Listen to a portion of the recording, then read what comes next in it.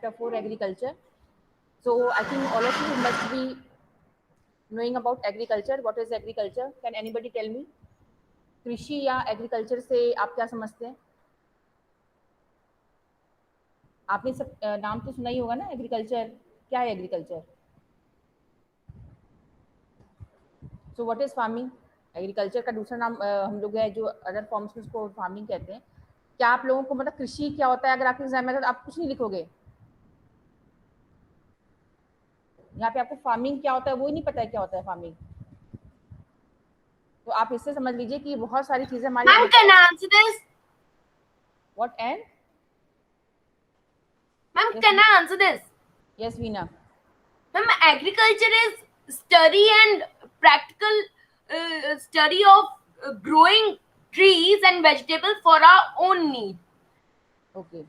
So Veena ने कहा कि it is Or a agriculture for economical benefits. Yes, very good. तो basically आपको इतना तो पता होगा कि हम लोग एग्रीकल्चर क्यों करते हैं। कभी लाइफ में एग्रीकल्चर नहीं देखा आप लोगों ने? बस मुंह बंद करके बैठे रहते हो। Agriculture is a economic activity जो हम करते हैं फॉर आवर सब्सिस्टेंस। अपने आप को सर्वाइव करने के लिए हम इकोनॉमिक एक्टिविटी करते हैं जिसे हम एग्रीकल्चर कहते हैं, और जिसमें क्रॉप्स को ग्रो किया जाता है। What is agriculture? It is basically a technique to grow और to raise different types of crops. जो फसल होती है उनको ग्रो किया जाता है। हम इसमें ट्री या वेजिटेशन ग्रो नहीं करते हैं, हम इसमें it is A artificial technique. ये नेचुरल नहीं होता, it is artificial because it is done by the human beings. इसे मनुष्य करता है। लाइक फॉरेस्ट क्या होता है? It is a natural vegetation, but agriculture is a artificial vegetation which is done by which is done by human beings. You can say it is a science or it can be a art also, जिसमें हम soil को क्या करते हैं? Till करते हैं, soil की खुदाई करते हैं ना, and then we raise different types of crops. So in Latin, terminology, basically agriculture is a technique to till soil. Tilling of the soil to raise crops is known as agriculture. तो जब हम खुदाई करते हैं soil को, हम different तरीके से उसको हम मतलब प्रिपेयर करते हैं और उसमें हम क्रॉप्स को ग्रो करते हैं, तो इस प्रोसेस को हम कहते हैं agriculture. And in agriculture different types of crops are grown. Now as far as India is concerned, all of you know that agriculture is very important for Indian economy. In fact, from the time of independence only, we have focused mainly on our agriculture sector. And जो हमारा, जैसे आपको पता है कि जो हमारे economic sectors होते हैं, you already know about economic sectors. मैंने बता दिया ना आपको, सेकंड चैप्टर इकोनॉमिक्स में मैंने आपको पढ़ाया था. यस और नो? Yes ma'am. उनको पता ही नहीं होगा, क्लासेस ही नहीं ज्वाइन किए हैं. मैक्सिमम बच्चे तो क्लास में थे ही नहीं, तो उनको पता ही नहीं होगा. सेक्टर्स ऑफ इकोनॉमी में मैंने आपको बताया था कि प्राइमरी, सेकेंडरी एंड टर्जरी सेक्टर है. उसमें से हमारा जो इंडिया में जो बेसिक सपोर्ट सिस्टम है वो क्या है? Primary activities. अभी भी हमारे भारत के मैक्सिमम लोग जो हैं they are still engaged in primary activities, specially agriculture, for their survival.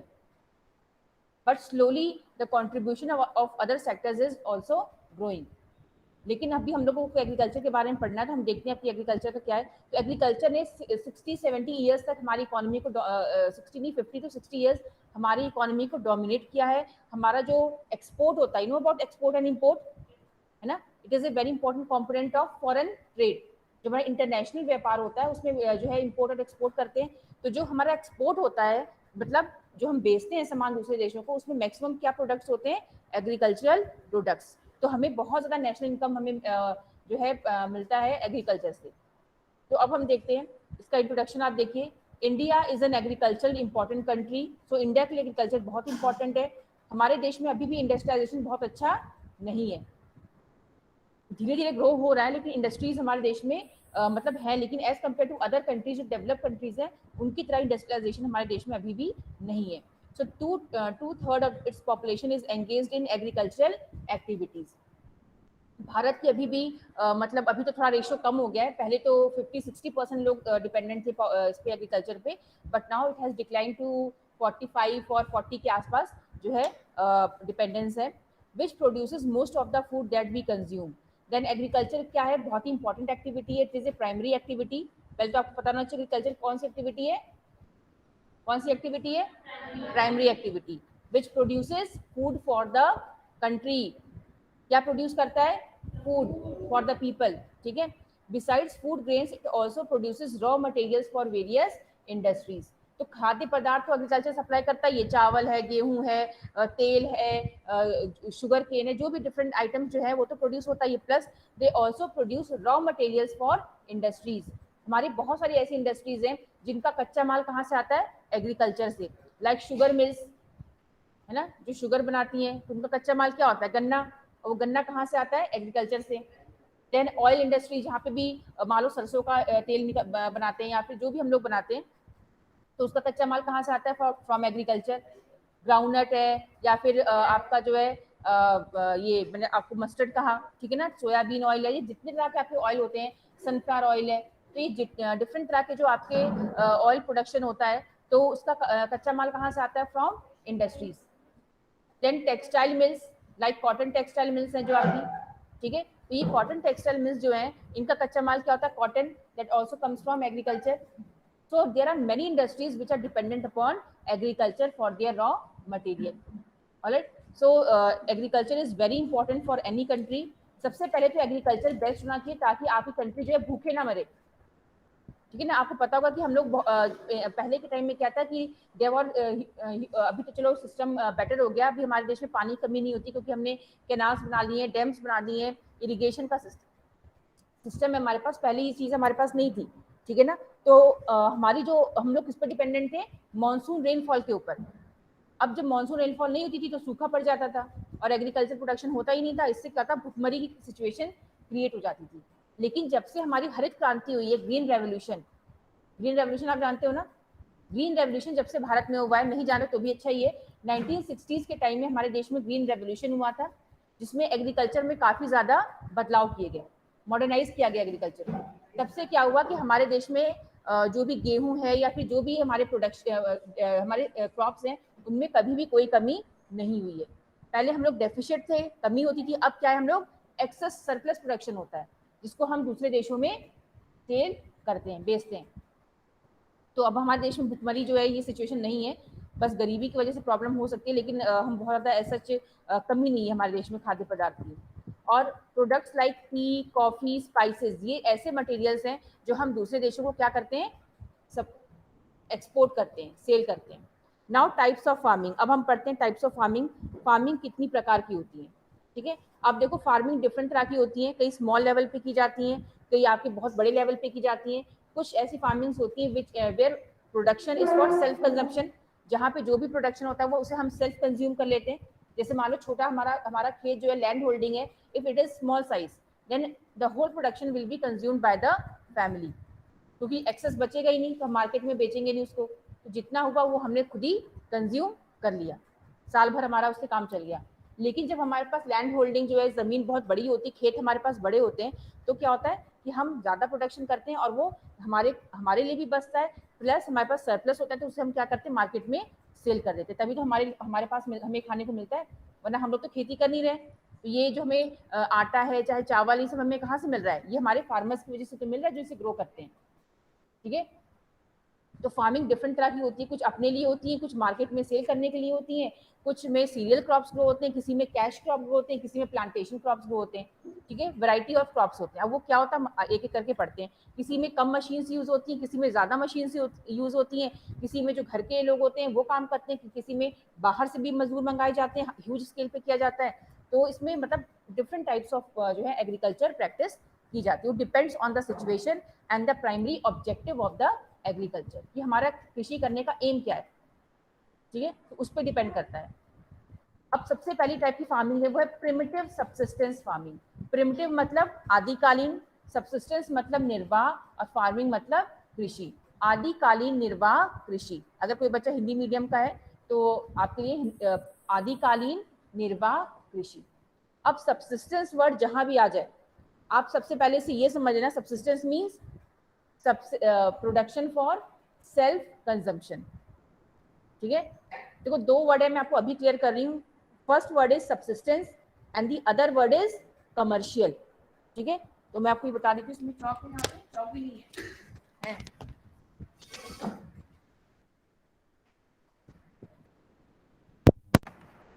ठीक है, ये दो वर्ड्स हैं, एक है आपका commercial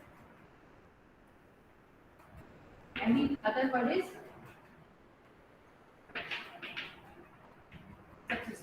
alright, subsistence, sit properly, subsistence means निर्वाह एंड कमर्शियल मींस वाणिज्य हिंदी में, ठीक है। सो सब्सिस्टेंस वर्ड मतलब क्या होता है कि जब हम कृषि करते हैं फॉर सेल्फ कंजम्पशन, अपने इस्तेमाल के लिए, तो उसे हम क्या कहते हैं, सब्सिस्टेंस, ठीक है, फॉर सेल्फ कंजम्पशन।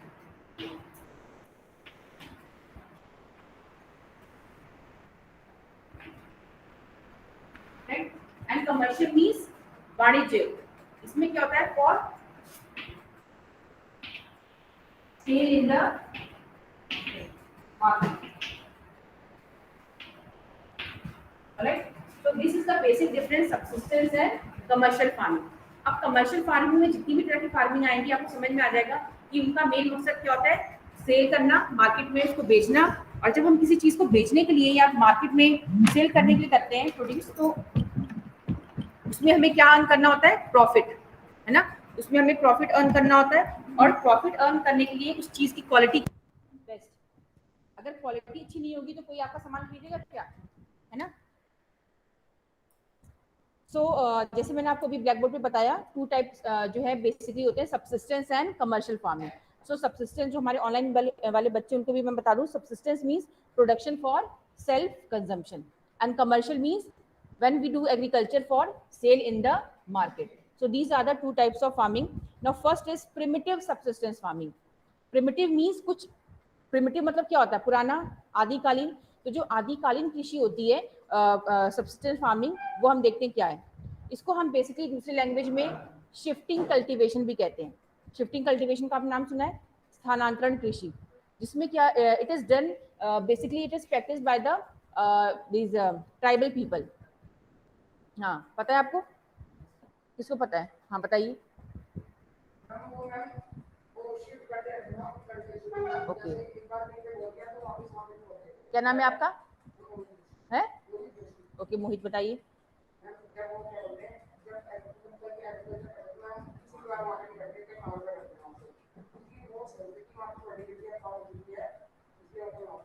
ओके, तो मोहित ने जो है बिल्कुल सही बताया है। शिफ्टिंग कल्टीवेशन जो मैंने आपको बताया, प्रिमिटिव सब्सिस्टेंस फार्मिंग, उसी को हम शिफ्टिंग कल्टीवेशन कहते हैं। बिकॉज जो सबसे पहले मनुष्य ने फार्मिंग स्टार्ट की थी वो शिफ्टिंग कल्टीवेशन ही था, ठीक है। क्योंकि उस समय मनुष्य एक जगह सेटल नहीं होता था, वो घूम घूम कर कृषि करता था, और उसके पास कोई टेक्निक नहीं थी, कोई मतलब उसके पास इम्प्लीमेंट्स नहीं थे, टूल्स नहीं था, कोई केमिकल फर्टिलाइजर नहीं था उसके पास। तो वो किसके ऊपर डिपेंड था, नेचुरल कंडीशंस के ऊपर, ठीक है। तो क्या होता है, और ये फार्मिंग आज भी कहीं कहीं जगह प्रैक्टिस की जाती है। तो बेसिकली इसमें होता क्या है कि हम क्या करते हैं, जंगलों में, जंगलों का एक हिस्सा हमने काटा, उसको तोड़ा या फिर मार मार के तोड़ दिया हमने, और फिर उसको हम जला देते हैं, बाकी जो भी इसको प्रैक्टिस करते हैं उसको जला देते हैं। और जलाने के बाद उसकी जो ऐश होता है, जो राख होती है, उसको सॉइल में मिक्स कर देते हैं, ताकि सॉइल क्या हो जाएगी, फर्टाइल, ठीक है। उसके बाद वो वहाँ पे कृषि करते हैं, फार्मिंग करते हैं फॉर 2 to 3 ईयर्स या 5 ईयर्स, जब तक उस लैंड में नेचुरल फर्टिलिटी होती है, ठीक है। और जैसे 5 साल बाद उनकी नेचुरल जो फर्टिलिटी होती है सॉइल की, वो खत्म हो जाती है, तो वो क्या करते हैं, उस लैंड को छोड़कर वो कहीं कहाँ चले जाते हैं, कहीं दूसरी जगह चले जाते हैं, और सेम वहां पर भी यही प्रोसीजर फॉलो करते हैं। तो यहाँ पे क्या हो रहा है, शिफ्टिंग ऑफ द लैंड, ठीक है, they are shifting their land for farming purpose. So this type of farming is known as subsistence shifting cultivation. और ये इसको हम प्रिमिटिव सबसिस्टेंस क्यों कहते हैं, क्योंकि बहुत पुरानी टाइप की कृषि है, क्योंकि मनुष्य ने पहले ऐसे ही करना शुरू किया था, ठीक है। एंड सबसिस्टेंस क्यों है, क्योंकि इस टाइप की फार्मिंग एक तो ये बहुत लो स्केल पर होता है, ठीक है ना, हम जंगल का छोटा हिस्सा काट के वहां पे थोड़ी देर कृषि करते हैं, फिर उसको छोड़ के कहीं और चले जाते हैं। देन इसमें बिल्कुल ही पुरानी टेक्नोलॉजी यूज होती है। टेक्नोलॉजी के नाम पर क्या होता है, जैसे पत्थर वाले होते हैं, है ना, फावड़ा होता है, खुरपी होती है ना, कुदार होती है, इस तरह की चीजें इसमें यूज की जाती हैं। वह कोई भी बाहर की बहुत ही हाई टेक्नोलॉजी इसमें इस्तेमाल नहीं होती। Size of the land holding is very small, and जो भी इसमें लेबर्स काम करते हैं, they are from the family only. Basically tribals इसे करते हैं, जो ट्राइब्स होती हैं, जनजातियां होती हैं, और उसके बाद उन्हीं के जो लोग होते हैं वही इस कृषि को करते हैं, और जो भी प्रोडक्शन होता है वो that is for only for self consumption, वो उसे कहीं मार्केट में नहीं बेचते। तो ये हो गया आपका प्रिमिटिव सब्सिस्टेंस फार्मिंग। अब मैं इसको एक बार रीड भी कर देती हूँ। This type of farming is still practiced in few pockets of India. Primitive subsistence agriculture is practiced on a small patches of land. So first feature क्या है इसका, it is practiced on small patches of land with the help of primitive tools. इसमें tools कैसे use होते हैं, पुराने, primitive, yes, like मैंने आपको बता दिया, हो, दाव एंड डिगिंग स्टिक्स, मतलब लकड़ी है उससे मार मार के जो है मिट्टी को खोदना, या फिर खुरपी इस्तेमाल करना, देखे कभी जो खुरपे होते हैं, या फिर दाव होता है, दाव मतलब जो एक नाइफ की तरह बड़ा एक होता है, उससे वो सब इस्तेमाल करके। देन इसमें फैमिली जो होती है वही एज ए लेबर का काम करती है, बाहर से कहीं भी लेबर एम्प्लॉय नहीं किया जाता है। And then this depends on the natural conditions, अगर बारिश होगी तभी उनको उस खेतों को पानी मिलेगा, नहीं तो नहीं मिलेगा। देन सॉइल में जब तक नेचुरल फर्टिलिटी होती है तब तक वो वहाँ पर कृषि करते हैं। तो जब तक ये सारी चीजें हैं तब तक वो करते हैं, नहीं तो उसके बाद वो एरिया छोड़कर वो कहीं और चले जाते हैं। इस टाइप की फार्मिंग को स्लैश एंड बर्न एग्रीकल्चर भी कहा जाता है। तो ऑलरेडी मैंने आपको सारी चीजें एक्सप्लेन कर दी है, आप जो है अपने बुक में इसको एक बार पढ़ लीजिएगा। Then it is known by different names in different parts of the world, मतलब ये जो फार्मिंग है वो बहुत जगह फॉलो की जाती है bye different names. Like India में हम इसे क्या कहते हैं, ये बेसिकली इंडिया में नॉर्थ ईस्ट इंडिया में फॉलो की जाती है, और जहाँ पे इसको क्या कहा जाता है, झूमिंग कल्टीवेशन, क्या कहते हैं, झूम या झूमिंग कल्टीवेशन। ठीक है, जो ऑनलाइन के बच्चे उनको मेरी आवाज आ रही है? Yes ma'am. Yes, ma'am. Yes, ma'am. Yes. So it is known as jhuming cultivation in India. देन इसको आप खुद देख लेना एक बार, मैं ज्यादा इसको डिस्क्राइब नहीं करूंगी। Milpa in Mexico and Central America, conuco in Venezuela, roca in Brazil, masole in Central Africa, ladang in Indonesia, ray in Vietnam. So it is known by different names in different parts of the world. But now this farming is slowly declining. Slowly क्या, बहुत हद तक इसको कम किया जा चुका है, because जो डिफरेंट कंट्रीज की जो गवर्नमेंट है उन्होंने इस फार्मिंग को क्या कर दिया है, बैन कर दिया है, because it is against the environment. अब because it is leading to deforestation, soil erosion, forest fire, so it is creating number of environmental problems. आप जंगल काट काट के आप खेती कर रहे हो, फिर छोड़ के आप कहीं और जा रहे हो, फिर वहां पे कर रहे हो कभी कभी, और आप उसमें आग लगा दे रहे हो, तो उससे क्या होता है, कभी कभी जंगलों में आग पकड़ लेती है। पेड़ों को काट रहे हो जिससे सॉइल इरोजन होता है पहाड़ी एरियाज में। तो इसीलिए जो हर देश की गवर्नमेंट ने इसको मना कर दिया है, और फार्मर से कहा कि आप एक जगह जो है रहकर खेती करिए, या फिर आप कोई और एम्प्लॉयमेंट करिए, लेकिन आप किसी को भी अब जो है इस तरह की खेती फॉलो नहीं करनी है, because it is against the environment. So we have completed with the first type, that is primitive subsistence farming. कोई प्रॉब्लम है इसमें? आपको ना समझ में आया हो? समझ में आया ये प्रिमिटिव सब्सिस्टेंस फार्मिंग? जो बच्चे ऑनलाइन है आपको समझ में Yes, आया? ma'am. It's clear now. Yes, ma'am. So first was, as I said, is the subsistence farming. Under subsistence we studied about primitive subsistence. Now we will study about intensive subsistence farming. Second one is intensive subsistence farming. The word intensive in Hindi means गहन निर्वाह कृषि। अब ये गहन निर्वाह कृषि क्या है, मतलब बेसिकली है तो इसका नाम भी सब्सिस्टेंस, बट इसमें अगर एक्सेस बचता है तो उसे मार्केट में भी सेल कर सकते हैं। बट अगेन हम इसको मैं डिस्क्राइब, अगर मैं ये ना भी देखूं बुक तो मैं आपको कुछ चीजें इसका बता देती हूँ। First thing is, it is practice in the areas of monsoon Asia. Monsoon Asia मतलब जो हमारा पूरा भारत है, इंडियन सब कॉन्टिनेंट है, इन्हीं देशों में, चाइना में भी, और जो हमारे इंडोनेशिया है, मलेशिया है, ये जितनी हमारे एशियाटिक कंट्रीज हैं, in these countries this type of farming is practised. Although थोड़ा सा डिफरेंस है, लेकिन इसी टाइप की फार्मिंग की जाती है। कहाँ कहाँ? China, India, Pakistan, Bangladesh, Sri Lanka, Philippines, Malaysia, Indonesia, ये जितने भी हमारे south and south east Asian countries हैं, यहाँ पे इसी टाइप की कृषि की जाती है। ठीक है, और इसको हम मानसून एशिया भी कह सकते हैं, कि जो भी मानसून एशिया वाले देश है वहाँ पे इस तरह की कृषि की जाती है, क्योंकि हमारे देश का क्लाइमेट कैसा है, मानसून टाइप। ठीक है, अब क्योंकि हमें पता है कि हमारे इन 3 महीनों में बारिश होने वाली है, तभी तो हम लोग चावल की खेती करते हैं ना। खरीफ क्रॉप है, rice is a kharif crop. तो भारत में कब बोया जाता है? अभी बोया जाता है ना, जब ये आपका जून का टाइम होता है, क्योंकि हमें पता है कि इसी समय हमें हमारा मानसून स्टार्ट होगा। जून जुलाई के टाइम हमारा मानसून स्टार्ट हो जाएगा, तो हमें बारिश मिल जाएगी, और अगर नहीं कम हुई तो हम जो है हमारे पास सप्लीमेंट तो है ही in the form of irrigation, like tubewells और कैनाल्स तो है ही हमारे पास। तो ये मानसून एशियाटिक कंट्रीज में मेनली फॉलो किया जाता है, which have huge population pressure on the land. ऐसा है, हमारे भारत में क्या पॉपुलेशन का प्रेशर है लैंड के ऊपर? नहीं है। आप सोचिए हमारे पास वर्ल्ड का सिर्फ 2.4% लैंड एरिया है जिसपे हमारी 17% वर्ल्ड की पॉपुलेशन सर्वाइव कर रही है।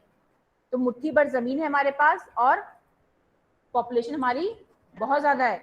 So there is intensive pressure on the limited land.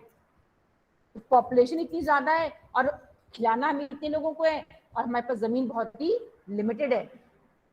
So that's why this type of farming, intensive subsistence farming is practiced in those countries of the world where pressure of population is very high on the limited area. जहाँ पे land कम है, अगर हम population और land का ratio देखें तो वो बहुत ज्यादा है। Population is high. अभी मान लो आप लोग यहाँ पे कुछ बच्चे बैठे हुए हो, इसी में मैं आप लोग कंफर्टेबली बैठे हो, मैं 50 स्टूडेंट्स को और इसमें बिठा दूं तो क्या हो जाएगा, लैंड स्पेस कम है और पॉपुलेशन ज्यादा हो गई। तो वही कंडीशन है, अब हमें इसी स्पेस का बेस्ट यूज करना पड़ेगा, हमें बैठाना ही बैठाना उन 50 को भी, we have no choice. So we have to use this limited space in a optimum way. This is known as intensive. इसी को हम क्या कहते हैं, इंटेंसिव यूज। जब हमारे पास कोई ऑप्शन नहीं होता है तो हम उसी चीज को जब हम मैक्सिमम वे में यूज करते हैं तो उसको हम क्या कहते हैं, intensive utilisation. Alright, so intensive basically means when, like in India we have huge population and area is very less, so we have to produce maximum production from this limited area. अब उसको produce करने के लिए हम क्या करते हैं, different techniques use करते हैं ताकि हमारी इसी लैंड एरिया में मैक्सिमम प्रोडक्शन हो और हम अपने खेतों को साल भर में कभी भी खाली नहीं छोड़ते। ठीक है, स्पेशली हमारे जो एग्रीकल्चरल जो हमारे प्रोड्यूसर्स हैं, स्टेट्स लाइक यूपी है, बिहार है, वेस्ट बंगाल है, पंजाब है, हरियाणा है ना, ये हमारे फूड प्रोड्यूसर स्टेट्स हैं। इन्हीं से हमारा पूरे देश का वो चलता है। साउथ इंडिया है, वहां पर भी अपना अलग जैसे कि क्रॉप्स होते हैं, वहां पे अलग क्रॉप्स हैं, लेकिन बेसिकली जो व्हीट है, राइस है, ये कहाँ ग्रो होता है, नॉर्थ इंडिया में। ठीक है, तो ये जो स्पेशली स्टेट्स हैं, या हमारे भारत में आप कहीं भी ले लो, कहीं भी हम लोग मतलब इतना अफोर्ड नहीं कर सकते कि हम अपने खेतों को खाली छोड़ दें। ठीक है, क्योंकि हमारे पास जमीन कम है, हमें इसीलिए साल भर में कम से कम हम 2 बार, मिनिमम 2 बार तो उस खेत पर खेती करते ही करते हैं। हमने क्या किया, जैसे कि अभी आपका जून का टाइम है, हमने क्या किया, ये खरीफ सीजन चल रहा है हमारा, इसमें हमने क्या ग्रो कर दिया, पैडी कल्टीवेशन। पैडी मतलब राइस, जो मतलब इस कंडीशन में ग्रो कर सकता है, शुगर केन है या राइस है, पैडी है, ये सब हमने चीजें ग्रो कर दी। अब हमें मालूम है कि 3-4 महीनों बाद ये जो है क्रॉप्स बड़े हो जाएंगे और हार्वेस्टिंग का टाइम आ जाएगा। फिर जैसे अक्टूबर का टाइम आएगा हम क्या करेंगे, इसको काट देंगे। काटने के बाद खेत खाली हो जाएंगे। उसके बाद जैसे ही दिसंबर का टाइम आएगा तो उस समय हम लोग क्या ग्रो कर देते हैं, क्या प्लांट कर देंगे खेतों में, गेहूं, व्हीट। अब वो तो फार्मर्स पर डिपेंड करता है ना, वो क्या कर रहे हैं, क्या मतलब फसलों को थोड़ी जलाएंगे, फसलों को हमने काट लिया, उसके बाद आप कह रहे हो जो उसमें वो जो रॉ मटेरियल बचता है, वो जो वेस्ट मटेरियल बचता है वो जलाने के लिए, तो वो आप जलाओ चाहे जो करो। कई लोग तो उसको एज ए छप्पर यूज करते हैं अपने घर के खेतों पे, देखा है कभी, है ना, तो वो तो अलग चीज है। लेकिन अब आपने जैसे चावल की हार्वेस्टिंग कर दी, अपने खेतों से हटाया, आपने कुछ टाइम उसको खाली रखा, उसके बाद आपने फिर से अपने खेतों को प्रिपेयर किया और उसमें क्या बो दिया, गेहूं। वो हमारा रबी सीजन स्टार्ट हो गया, विंटर का टाइम। फिर 3-4 महीने जो है गेहूं ग्रो हुआ। फिर जैसे ही मार्च का टाइम आया, हमने क्या किया, गेहूं की फसल अब देखिए फरवरी मार्च तक पक जाती है, मैच्योर हो जाती है, फिर उसकी हार्वेस्टिंग हम कर देते हैं। और फिर जैसे उसको हमने काटा कि तीसरी फसल भी हम ग्रो कर देते हैं, लेकिन वो बहुत मेजर फसल नहीं होती है क्योंकि हमारे पास जस्ट 1 मंथ का टाइम होता है, मार्च के बाद अप्रैल मई 2 महीने का टाइम होता है जिसमें हम सीजनल फ्रूट्स एंड वेजिटेबल्स को ग्रो करते हैं, जिसको हम कहते हैं ZAID season. So we have 3 agricultural seasons in India. All of you remember this, 3 agricultural seasons, Kharif, Rabi and Zaid. खरीफ में कितने वर्ड्स हैं, 3 वर्ड्स। अगर हम हिंदी में देखें तो खरीफ हैज 3 वर्ड्स। तो इसका एग्जांपल क्या होगा, चावल, चावल में भी 3 वर्ड है ना, तो इसका एग्जांपल याद रखिएगा। अगर आपसे कोई पूछे एग्जाम में आए कि खरीफ का आपको एग्जांपल दीजिए तो वो क्या होगा, चावल। उसमें भी 3 वर्ड है, इसमें भी 3 वर्ड है। रबी में कितने वर्ड है, 2, हिंदी में अगर हम देखें तो रबी। और गेहूं में कितने वर्ड है, 2। तो इसका मतलब रबी का एग्जांपल क्या होगा, गेहूं।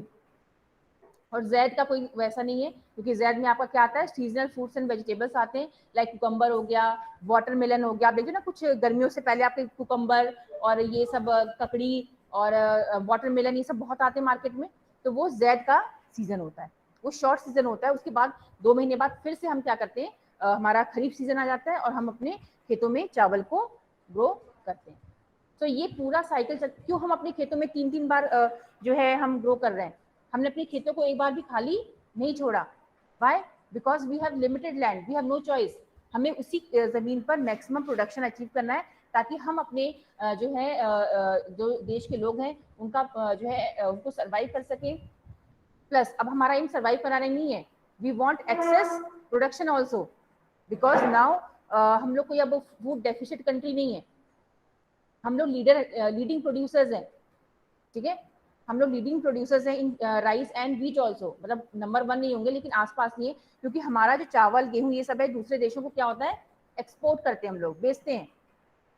तो सिर्फ हमें अपने को ही नहीं पालना है, हमें क्या करना है, दूसरे देशों को भी एक्सपोर्ट करना है, तभी तो हमारी इनकम होगी, तभी तो हमें नेशनल इनकम फॉरेन एक्सचेंज मिलेगा, ठीक है। इसीलिए हमारे पास लिमिटेड लैंड है और उसी लिमिटेड लैंड में हम मैक्सिमम प्रोडक्शन अचीव करते हैं। This type of farming is known as intensive subsistence farming. आपको समझ में आया what is intensive farming? First thing I am again जो है मैं इसको रिवाइज करा रही हूँ, it is practised in those countries which have high population pressure on the limited land, जहाँ पॉपुलेशन ज्यादा होती है और लैंड एरिया कम होता है। For example all the monsoon Asiatic countries like or South and Southeast East Asian countries like Indian subcontinent, Pakistan, Bangladesh, India, Sri Lanka, जहाँ पे लैंड कम है और पॉपुलेशन ज्यादा है। देन चाइना सब पार्ट में नहीं होता है, चाइना के कुछ हिस्सों में ये फार्मिंग की जाती है, ठीक है। और इस टाइप की फार्मिंग में मेन क्रॉप कौन सा होता है? चावल, ठीक है। Main crop is rice, paddy cultivation, और कई जगह पे व्हीट भी होता है, व्हीट, लेकिन व्हीट से इंपॉर्टेंट कौन सा होता है? चावल, ठीक है। तो चावल है, देन सोरघम है, और भी 1-2 क्रॉप्स होते हैं, but rice is the main staple crop जो हमारे मॉनसून एशियाटिक कंट्रीज में ग्रो किया जाता है। अब मैं एक एग्जांपल देती हूँ, जैसे हमारे यूरोपियन कंट्रीज हैं, हमारे अमेरिकन और कैनेडियन कंट्रीज हैं, उनका डिफरेंस अब हमारे इंडिया के एग्रीकल्चर में क्या डिफरेंस होगा, आप बता सकते हो? हमारे यहाँ इंटेंसिव फार्मिंग होती है, वहां पे किस टाइप की फार्मिंग होती होगी? इंटेंसिव का अपोजिट क्या होगा? मैं बुक बिना देखी आपको कुछ कुछ चीजें बता रही हूँ, कल तो मैं फिर अब नेक्स्ट टाइम मैं बुक से ही बता दूंगी। बताइए जो ऑनलाइन वाले बच्चे हैं, बताइए इंटेंसिव फार्मिंग अगर इंडिया में होती है, इंडिया जैसे देशों में, एशियाटिक कंट्रीज में, तो what type of farming will be done in Europe and north American continent like Canada, then USA? नहीं आता आप लोगों को? वहां पे लैंड और पॉपुलेशन का क्या रेशियो बताओ?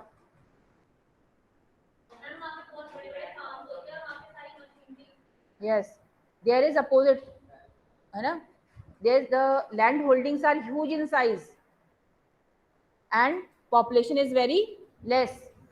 एक एक फार्मर के पास इतनी जमीन होती है कि एक आदमी के बस की बात ही नहीं है, ऊपर से देयर एवरीथिंग इज डिफरेंट, है ना। हमारे यहाँ पे फार्मर्स गरीब होते हैं, हमारे पास मशीन्स नहीं है प्रॉपर, अभी तो तब भी हो गया है, ऐसा नहीं है, लेकिन अभी भी हमारे बहुत सारे फार्मर्स जो अफोर्ड नहीं कर पाते हैं, छोटे छोटे से, आपने देखा कभी बहुत छोटे छोटे से खेत होते हैं, जब size of land holding small होता है तो एक इतनी होती है कि एक आदमी उसको खुदारी से करके वो कर सकता है। तो हमारे यहाँ पे land holdings they are very small in size, they are not very economical. हमारे यहाँ पे उसका भी सिस्टम है ना कि 4 बचे तो चारों के बीच में बंटवारा होगा ये सब। बट हमारे जो यूरोपियन कंट्रीज हैं, जो हमारे नॉर्थ अमेरिकन कंट्रीज हैं, वहां पे क्या होता है, आपने खुद कभी देखा है पिक्चर, कहीं देखा होगा, वहां पे पॉपुलेशन कम है और लैंड एरिया बहुत ज्यादा है। वहां पे तो आप सोचो कि वहां पे एक सिंगल मशीन होती है जिसका नाम होता है कंबाइन, आपने शायद 9th या 10th में पढ़ा होगा। और वही मशीन जो होती है, क्योंकि खेत इतने बड़े हैं कि मतलब आपको खुद ही नहीं पता, सुन लो कि जितना बड़ा ऋषिकेश नहीं है उसका हाफ जो होगा एक फार्मर के अंडर में होती है जमीनें। मैं पूरा ऋषिकेश नहीं कह रही हूँ, ऋषिकेश का हाफ का मैंने, ठीक है, तो उतनी एक फार्मर के अंडर में होती है। अब वो मशीन होती है, वो मशीन ही पूरा खुद, और उसमें लेबर कम यूज होते हैं, हमारे देशों में लेबर ज्यादा यूज होते हैं, ठीक है। मान लो जो छोटा किसान होता है तो खुद ही कर लिया उसने, लेकिन जो जिनके पास भाई ऐसे फार्मर्स भी है हमारे देश में जिनके पास बहुत बड़ी जमीन है, ऐसा नहीं है, जैसे पंजाब में चले जाओ, यूपी में भी हर जगह आपके बड़े फार्मर्स भी हैं जिनके पास बहुत हेक्टेयर जमीन है, तो वो फिर बाहर से फार्मर्स को लेबर्स को यूज करते हैं। लेकिन इन देशों में लेबर्स कम होते हैं, हमारे देश में लेबर पर प्रोडक्टिविटी इज हाई बिकॉज ज़्यादा लेबर यूज होते हैं, लेकिन वहाँ पे क्या था, लेबर कम होते हैं और उसकी जगह कौन काम करता है, मशीन। तो एक मशीन होती है। जो ऑनलाइन के बच्चे, उनको मेरी आवाज आ रही है? Yes, ma'am. Yes, ma'am. Yes.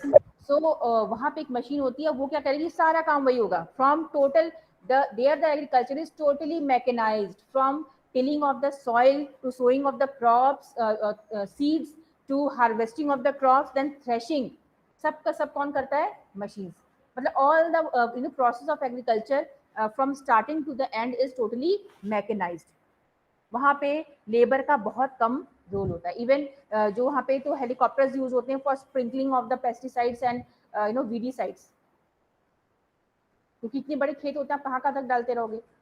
तो there is different thing, because farmers are very rich there. वहाँ पे तो समझ लो कि सरकार उनको सब्सिडी वो देती है, उनको बेनिफिट देती है कि आप, क्योंकि अर्बनाइजेशन है वहाँ पे, तो अगर फार्मर्स गाँव में रहकर खेती नहीं करेंगे तो फिर कहाँ से प्रोडक्शन होगा। वहाँ पे कहते हैं प्रेरीज, जैसे कनाडा और यूएसए में कौन सी ग्रासलैंड्स है, प्रेरी ग्रासलैंड्स। तो वहाँ पे एक्सटेंसिव फार्मिंग होती है। वहाँ पे कौन सी फार्मिंग होती है, एक्सटेंसिव कमर्शियल ग्रेन फार्मिंग।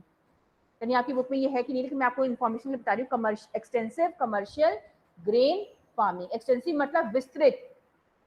हमारे देश में क्या होता है, गहन, तो ये छोटा एरिया है। वहाँ पे कैसी होती है, विस्तृत, एक्सटेंसिव फार्मिंग। कमर्शियल मतलब वहाँ पे जो फार्मिंग होती है बेसिकली किस लिए होती है, for sale in the world market. And grain मतलब वहाँ पे ग्रेन की फार्मिंग बेसिकली होती है, वहाँ पे चावल ना ग्रो करके वो सिर्फ और सिर्फ क्या ग्रो करते हैं, बीट, गेहूं। क्या ग्रो करते हैं, गेहूं। जैसे हमारी इंटेंसिव में मेन क्रॉप क्या है, प्रिंसिपल क्रॉप राइस, वैसे ही एक्सटेंसिव में प्रिंसिपल क्रॉप क्या है, wheat.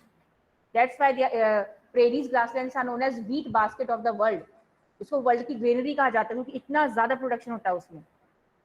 Huge acres of land holdings are there and everything is totally mechanized. तो ये आपका जो है मेजर डिफरेंस है between intensive subsistence farming and extensive subsistence farming. अब इसको हम जो है नेक्स्ट कल तो क्लास नहीं होगी, जो नेक्स्ट हमारी क्लास होगी उसमें मैं इसको आपको कवर करूंगी। आपको इसमें थोड़ा सा कम उसमें दिया हुआ है, लेकिन मैंने आपको थोड़ा सा डिटेल में बता दिया है। आपको इसमें कोई दिक्कत है इंटेंसिव फार्मिंग में या एक्सटेंसिव फार्मिंग में, कमर्शियल या सब्सिस्टेंस का चीज आपको क्लियर हुई? आगे क्वेश्चन में अगर आ जाता है सब्सिस्टेंस, आप वर्ड देख लो तो आप समझना कि वो इंटेंसिव फार्मिंग होगी या प्रिमिटिव होगा, जिसमें कि कम यूज होता है मशीन्स का, ये सब जो भी है, लेकिन वो डिपेंड करता है। अगर प्रिमिटिव फार्मिंग है तो उसमें मशीन्स बिल्कुल यूज नहीं होंगी, लेबर्स आउटसाइड से यूज नहीं होते। लेकिन अगर वो इंटेंसिव फार्मिंग है तो उसमें मशीन्स भी यूज होती हैं और लेबर भी आउटसाइड के यूज किए जाते हैं। जैसे इंडिया में ही आप देखोगे तो वेरिएशन होता है, छोटे किसान नहीं यूज करेंगे, लेकिन जो बड़े किसान होते हैं वो यूज करते हैं। ठीक है, तो इसको हम आगे नेक्स्ट जो क्लास हमारी कंटिन्यू करेंगे, but before that I will take your attendance. हाँ